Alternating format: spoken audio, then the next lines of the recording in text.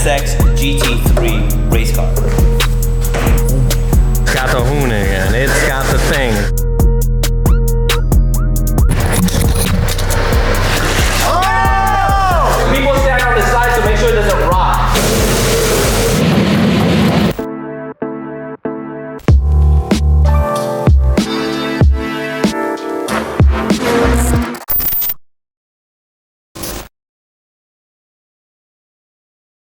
That's sick AF, dog.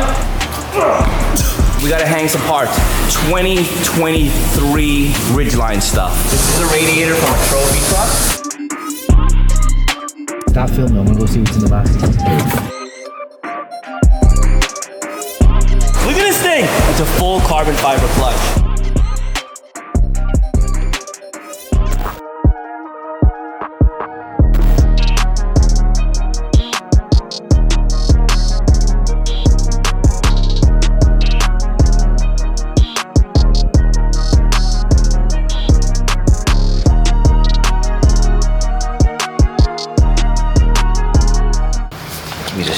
Welcome back, people. Back in 69, we're sweating our asses off again. Last week, the Honda guys were here, and we finally have our real engine. This engine is complete. It's got pistons, rods, crank, the whole nine. It's a working thing. Big visual change are the splitter and this rear diffuser. See that? This is from a NSX GT3 race car. This is one of their team takeoffs. There's nothing wrong with it. We'll see about that. They replaced it, and we got their hand-me-down. If you can't stand on it, it doesn't do anything. Oh my God. Jamie did a good job with those supports, by the way. I still want to. Carbon fiber, you know how we like that stuff. So this is a real race splitter. So like, why is there wood, right? Because wood, when you go over speed bumps or you bottom out, it doesn't bend, so it'll continue to have the same shape. If you did like aluminum or something, it'll bend the other way. If you did carbon, it would just kind of start stress cracking. So wood is still used. It's like butter. Yeah, like butter, baby. Buttery.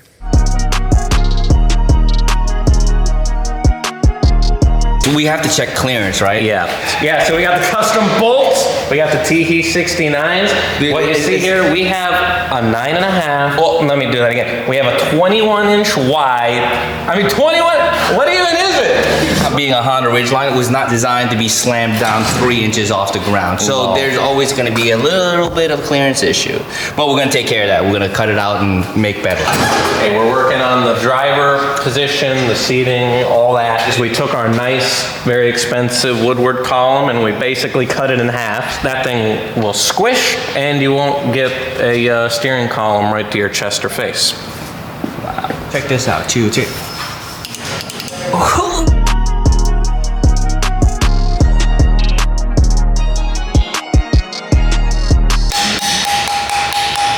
Don't hammer on carbon fiber rotors.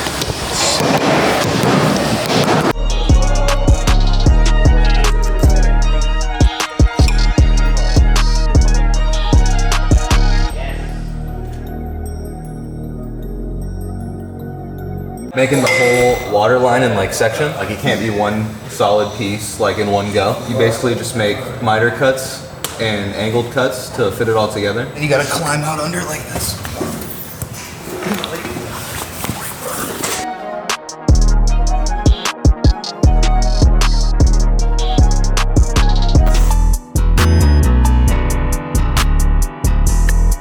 I'm gonna do that. We're gonna weld this. Beautiful. All right, we're about to weld our transmission cooler to the car. We already made all the tabs. So steel tab onto the chromoly pipe. We're using our Miller Multimatic 220. It's an AC/DC machine, so you can either do aluminum or steel. In this case, we're doing steel. What's super convenient is the Quick Tech. You can leave the MIG gun attached and the TIG torch attached. All you gotta do is either hit the trigger or hit the pedal, and it'll automatically switch modes. Another super convenient feature is the auto set. All you have to do is set the thickness of your metal, and you're good to go. Today we're using the TIG feature. So we set our material at 1/8 and the tungsten size, which is 3/32, and it automatically knows that we need 120 amps to do what we're doing. Super easy. For all you guys that are using this machine at home, it could either be 110 volts or 220 volts. Now, Angela's gonna weld. Let's do it.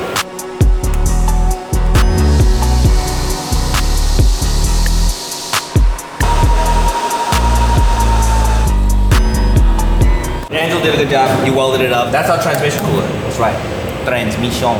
The transmission cooler originally on an Indy car is built into the oil cooler side pod. They're designed to run hundreds of miles. There's a bunch of gears in there. They mesh, they make heat. Always nicer to have them cool.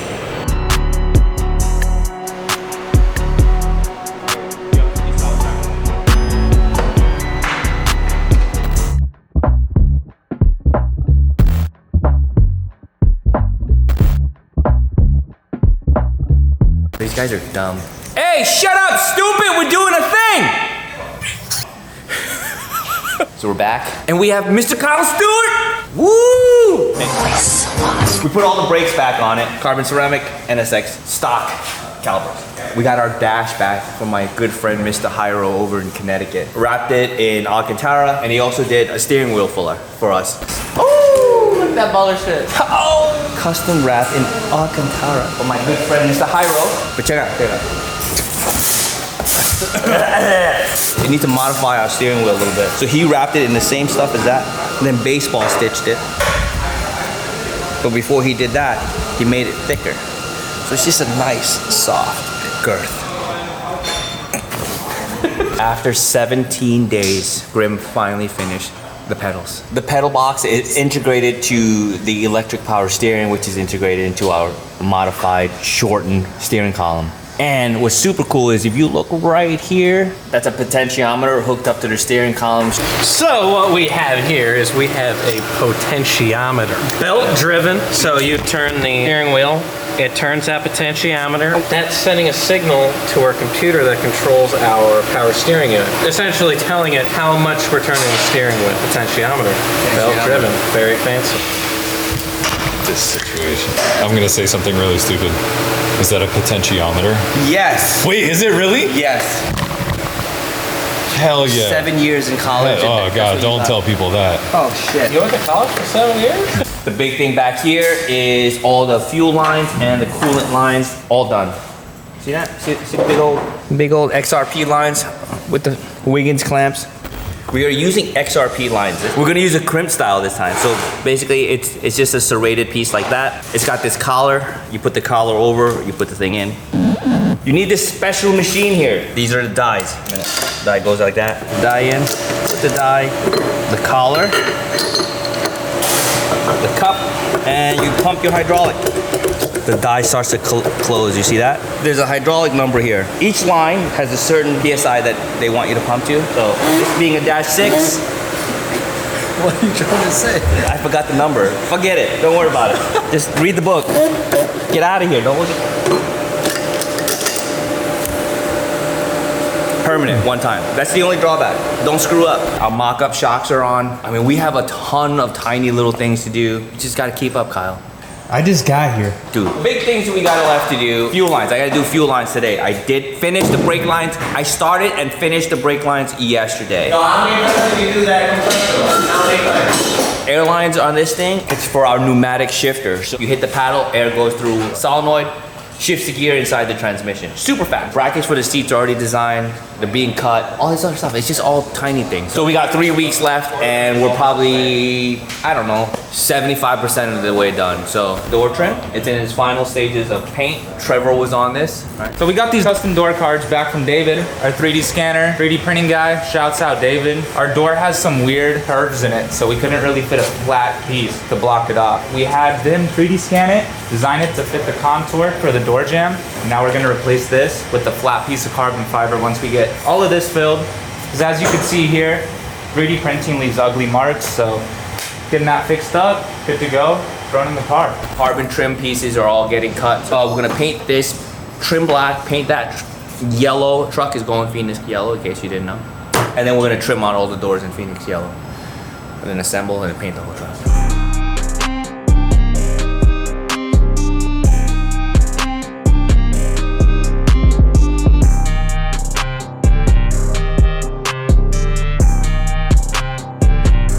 Not a martini shake, it's a dry brake. We use something really similar to this on the Rolls Royce. You got a dry brake, push it in, fills the fuel just like that. But what's cool about this is you can also take the center out and you can fill it with any kind of regular gas can. Got to install this thing first, make a plate. I'm gonna put this right here, so that way you open the hood, and then you can fill the fuel just like that. And then we got to route some aluminum tubing down here into our fuel cell right there. And I got another little thing on the fuel cell to accept a nice little silicone coupler. So that's what we're gonna do. You wanna put that there? Originally, I wanted to put it here. I mean, on the side, you know? Yeah, because that makes sense. You fill it from the do side. that. No, you know what? I want to see how. I'll hold this thing here. You show the people how you would fill this. Stand on that thing. Fill it. Just fill like that. Why is this here? It doesn't. Angela would be there for days trying to figure out how to fill this thing. Put the fuel cap right here.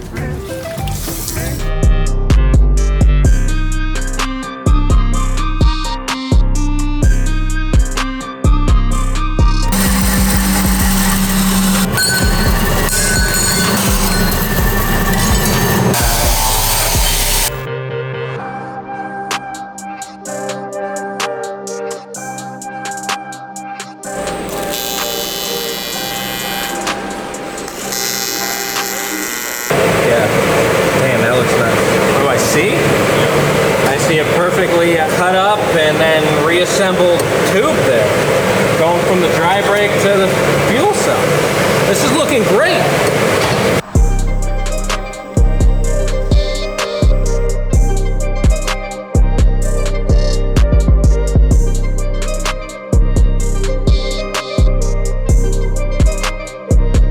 I've had this fender for like 30 years. Oh! It has seen some shit. So this is just welding wire. I kind of just bent it with my thumb. It's just easier, you know? I mean, just a rough template. We're gonna run a hard line in intermediate. This is a stainless steel because we're running an ethanol-based fuel, and ethanol is gonna eat away at aluminum. So if you can, run a stainless line. That's all. Just a little cleaner, a little nicer. That's it.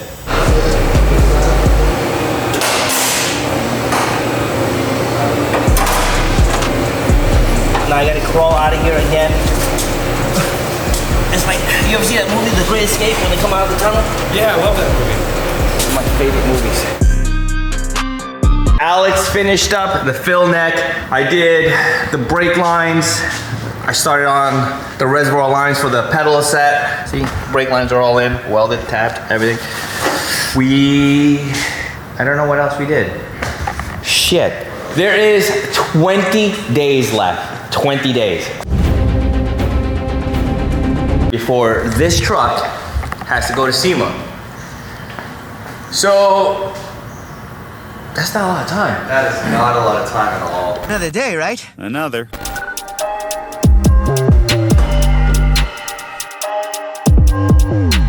All right, so today is a busy day and a very scratchy, itchy day. He's gonna be cutting some fiberglass and Grimm is cutting some carbon fiber. Jamie is trimming up our wide body fender there. And a white. Yeah, you go. We have to trim this a little bit because it interferes with the wheel well. We want to kind of panel bond this to this make it one piece. But the only problem with that is here is where the bumper is. The sequence of putting this car together is fender, bumper, headlights. I think Jamie is planning to cut this right here and then make the end caps. And then we're going to make the fender two pieces. Could be done by end of day. Yeah, supposedly. Grimm is over here looking like Grimm. I don't know. Is that a diss? I think it's a compliment. We got our carbon panels back. We got to trim it up a little bit to fit along the floor. And then Grimm's gonna mount all the carbon panels. And then I'm making some brake lines. After that, all lines and fittings are done. So How are we doing on time? we have time to do that. No. We have none.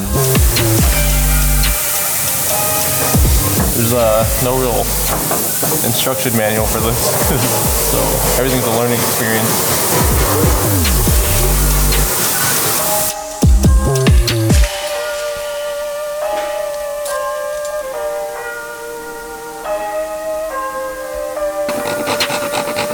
We got the piece of carbon fibre for the lower piece of the firewall. So I gotta cut it to the perfect size. I gotta mount it to the firewall, and the battery is gonna mount like right here. We'll have 2 bolts here holding our battery, 4 bolts right here. So that's why I gotta install this piece of the firewall, so I can make the battery box so that we can install the battery box with the firewall in the car.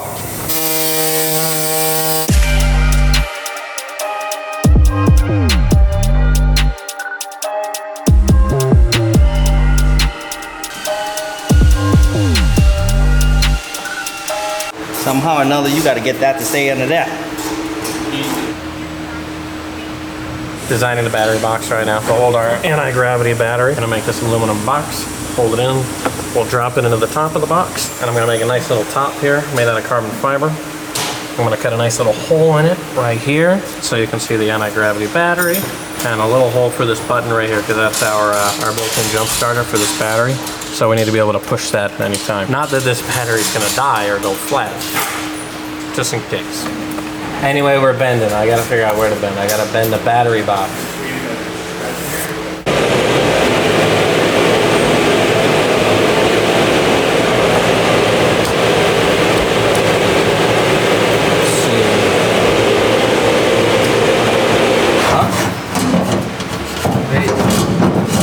Okay. That's nice.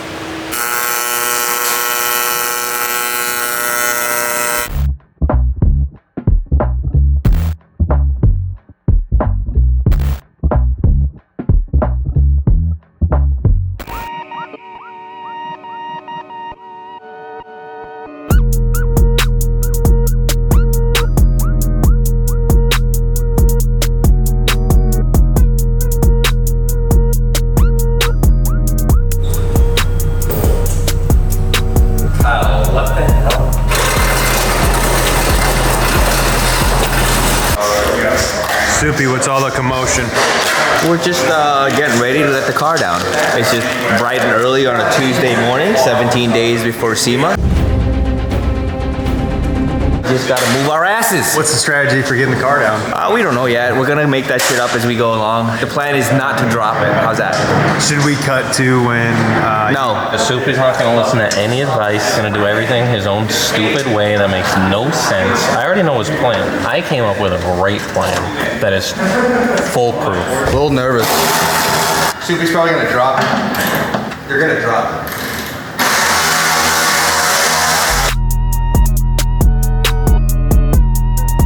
You're going too fast, Daniel. You're the one that's gambling.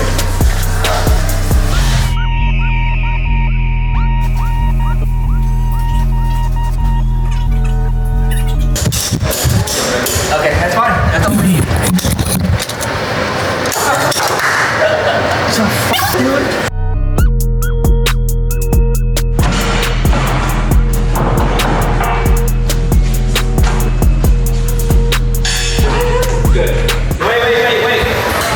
Lifting the car off the table. This is the shittiest part. We have dropped everyone since. All right, ready?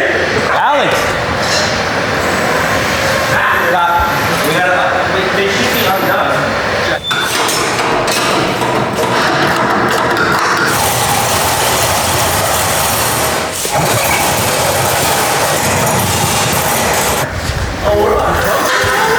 Yeah. But people stand on the side, so make sure it doesn't rock. Ready? Yeah, go. Don't stop. Someone just keep constant.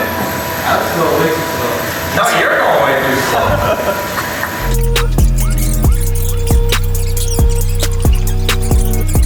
This is exciting, Alex. Is it? Cheer up a little bit. Cheer up. I am cheering. It's way smaller on the ground. It was like huge on the table. Nothing fell. Unbelievable. When we do all that chassis work, it's clamped to the table, so we know it doesn't twist, you know? And it's also easier to get measurements off the table, because our ground plane was always constant.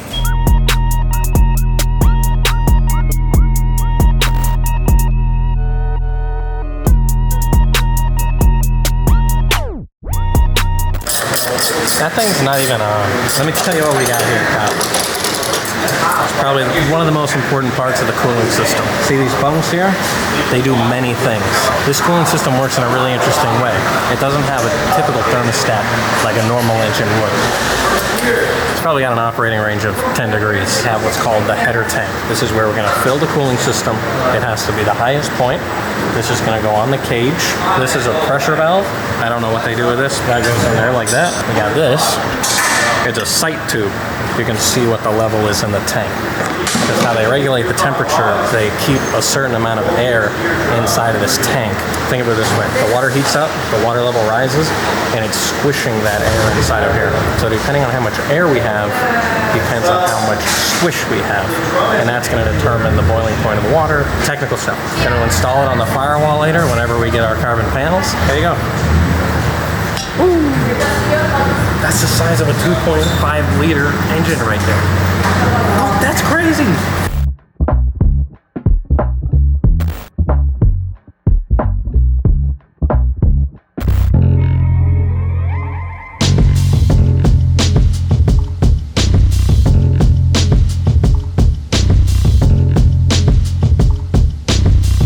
Just kind of running through my head because we have the Honda guys coming in tomorrow to run the rest of the wires. So just trying to figure out what we need to do today so we don't get like tangled up with them tomorrow. Sometimes you got to step back and look at stuff and figure out stuff. Timeline, how you feeling? We're actually pretty good. I feel pretty good about the timeline. I mean, it looks far from being done, but it's close. I think we're okay. We're doing all right.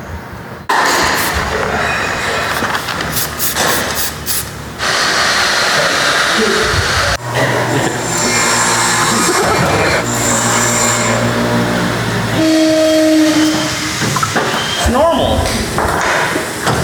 Ah! Oh, no, I did it! What an idiot! I did the exact thing I said not to do. Hit the brakes while it's open.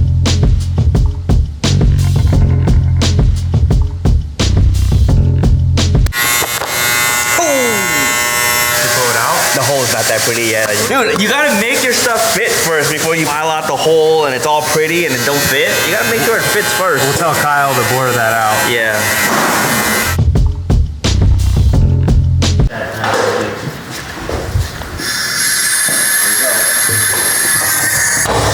There we go. Mother. Oh, boy. Yeah, I got a leak. Yeah! Hold on. Turn it off. That's a lot.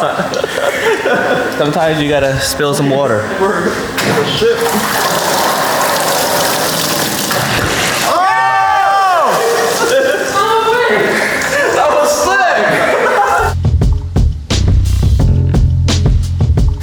Yeah, super thirsty. So we're doing a fluid test, make sure we don't have any leaks. So coolant test failed. Let's see how the fuel test is. Just by turning on the pump, it'll pressurize the whole system back. All right. Any leaks back there, Alex? I mean, I think it's good. I don't see anything. All right, we're good to go. Sweet. So fuel test of the pass, 75%. Just need to finish the rest of 25, which is the water line, unfortunately, that are all under the car.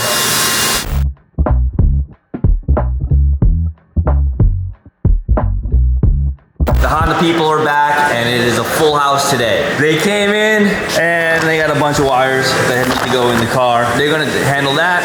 They're putting grease into the axles. We're buttoning that up. Jamie. Don't look at me when I do this.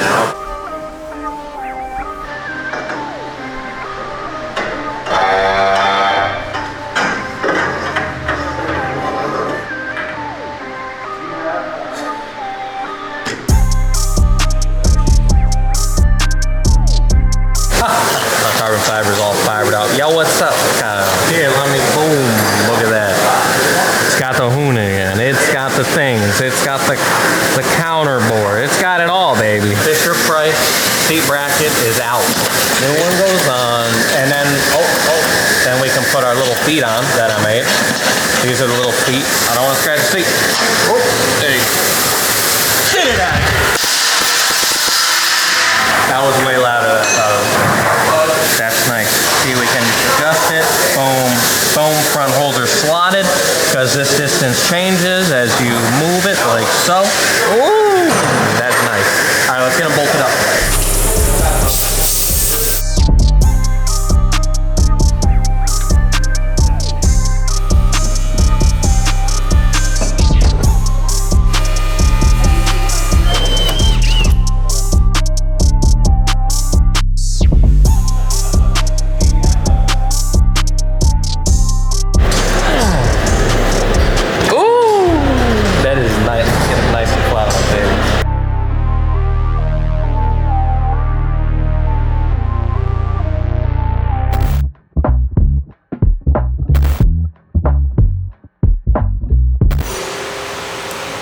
quick walk around?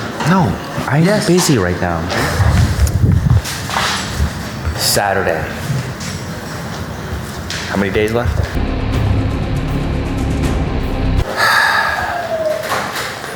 Damn. I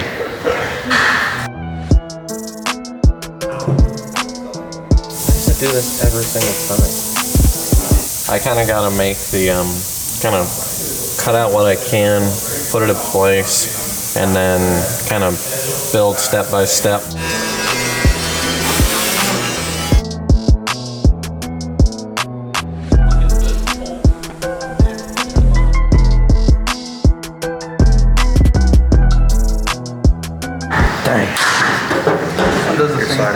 That looks good. It's like, no, look at it now. It's even more.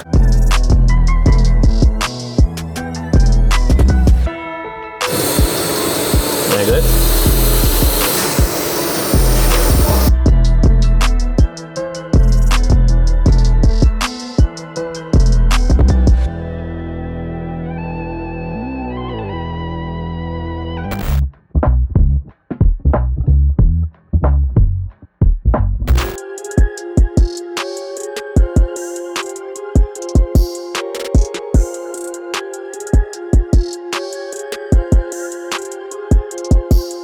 So what?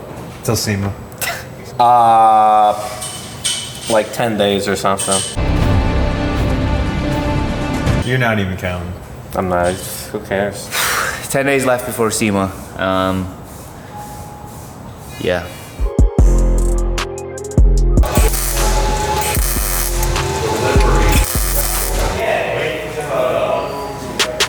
At this time, tensions are high, things are getting hot in Area 69. But you know what we got? Some of our coolest Thermo-Tec aluminized teeth barrier to the back of our firewall. This is very essential. Carbon fiber is not good at insulating heat. Super easy to apply. All we gotta do is we gotta apply it, cut it to size, reinstall onto the car, and we're done. This is gonna keep us nice and cool inside the cabin. And that's it, that's all there is to it.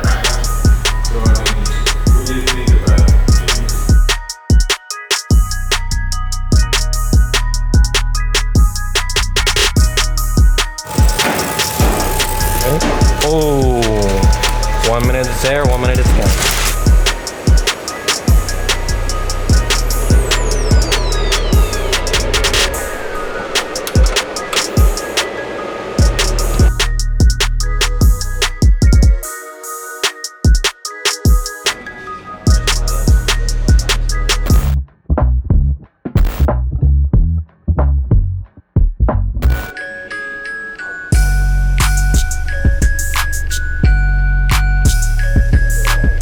Dan, you know today was a big day?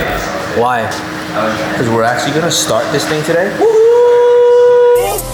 I'm excited. I could tell. The woohoo gave it away. Big things are gonna happen today. We're ready. Hopefully it all goes well. End of day, we'll get this thing fired up. Feeling pretty good about it, so we'll see how it goes. First, we got to get all of our wiring and our boxes installed, do some final installation with the ECU, the power supply, get all that laid in there nicely. Then we'll warm up the engine externally. We have an external heater. All the clearances are so tight in there that we have to really heat it up nicely before we can even turn it over. So we'll do that. Once we go through all our checklists that we do right before we start an engine, we'll try to fire it up.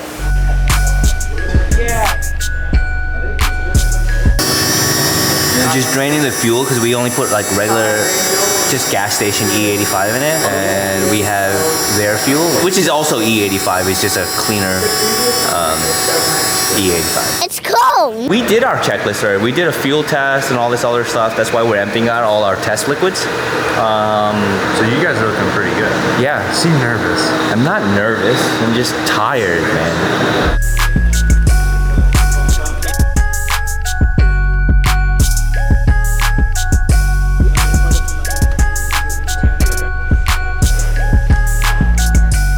So we currently have no filters on the turbochargers for our 100 and XXX amount engine. We require air filters. Take a flat filter.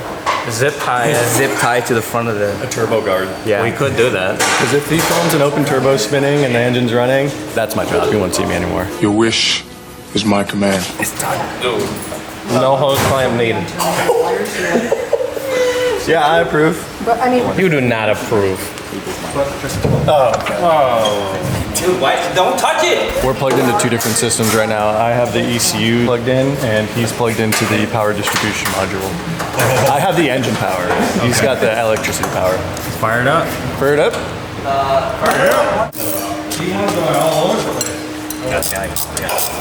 No, it's just Temporary cylinder. All right, so that ain't right, but that'll work. Picked up a couple K&N filters. So what I got to do right now is I'm going to go cut a flange. Turbo's got a 3-bolt flange on it, right quick. And then I'm going to cut this tube in half so that we have two 45s. Weld the tube to the flange, bolt the air filter to the tube, and then bolt it onto the turbo, and we'll have a functioning air intake so we don't blow up our Honda Indy car when a mosquito flies in it.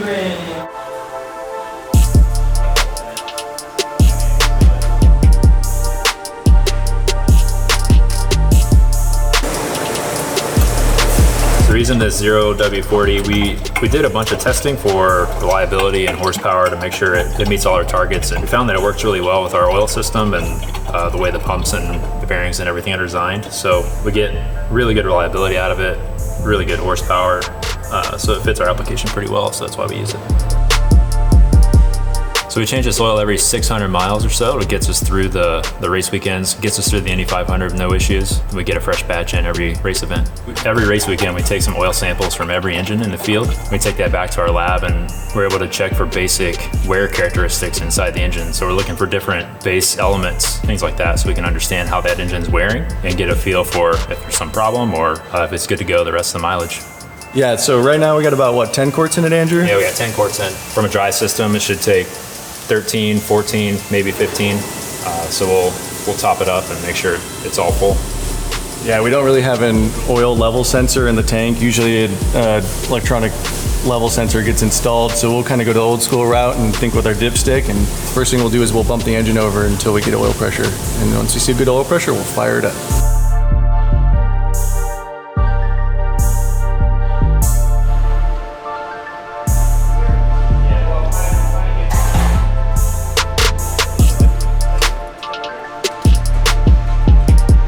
Temporary, Kyle. You know what that means? Temporary. Let's get the good side. That one's all right. Let's hope I welded this the right way. Yeah, I did, babe. Yeah, I did. We got one. Then we drop one of them inside of there for good luck.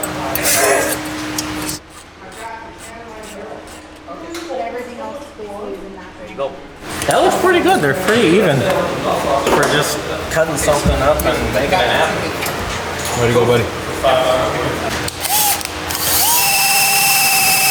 We got the water side and the oil side hooked up to the preheater box here. This has a kerosene heater built into it with a pump, so it's going to circulate the water from the rad and the water from the engine, and it's just going to preheat the whole thing, so the whole cooling system is up to temp. Yeah, we have a minimum operating temperature that we have to meet before we even spin the engine or attempt to fire. So we're going to go to try to get there first. Right now we're going to target, what? Probably get everything up to 60 Celsius. That's Celsius, yep.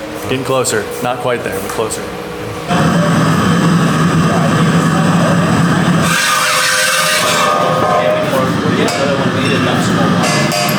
Yeah, that worked. Like we do it to with the go-karts, but that one's big. It's just turning it over a little bit, you know, just crank, give it a couple of rotations, flowing some oil through the motor. They're not firing They're not firing, they're just bumping it. We're 55, 45. That's in the range. We're good. We bumped the engine over, so we primed the oil system, primed the water system, preheated the water system, preheated the oil system, checked for the temperatures to stabilize as everything starts flowing through the block and stuff, and looks like we're there. So what's next? I'm out of breath. Start it.